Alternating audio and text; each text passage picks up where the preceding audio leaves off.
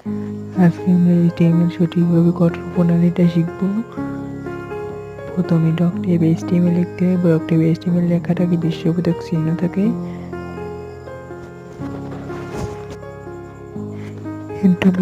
একটু মিস্টেক হয়ে গেছে, এদিকে বিশ্ববোধক চিহ্ন হবে, আমার দিতে মনে নাই, তোমরা একটু দিয়ে নেবা। এই ডকটেপ সবসময় বড় হতে হবে আর HTML ছোট হতে হবে। এখন শুরু হতে HTML দিয়ে শুরু করতে হবে। HTML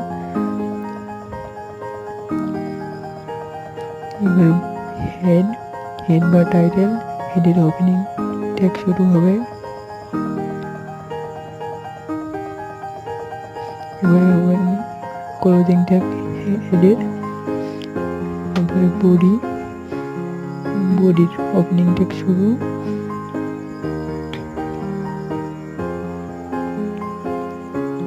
বডির ক্লোজিং ট্যাগ শেষ। তারপরে HTML সে ক্লোজ করতে হবে। HTML আমরা প্রথমে শুরু করছি, তাই এবারে HTML ক্লোজিং করতে হবে, আর না হবে না। এটা দিয়ে তারপরে শেষ। মানে এইটুকু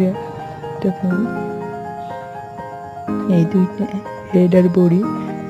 হেডটাকে বলা যায় টাইটেল বা কোনো কিছু শিরোনাম এই সব কিছু বলা যায় টাইটেল, যেটা আমরা লেখার উপরে পাই উপরে। আর বডি হচ্ছে বডি বা বডি ক্লোজিং ট্যাগ, এদেরকে বলা যায় কন্টেন্ট ট্যাগ অথবা এলিমেন্ট। কোনো কিছু এলিমেন্ট বা কন্টেন্ট ব্যবহার করে আমরা এই বডিটা ব্যবহার করব।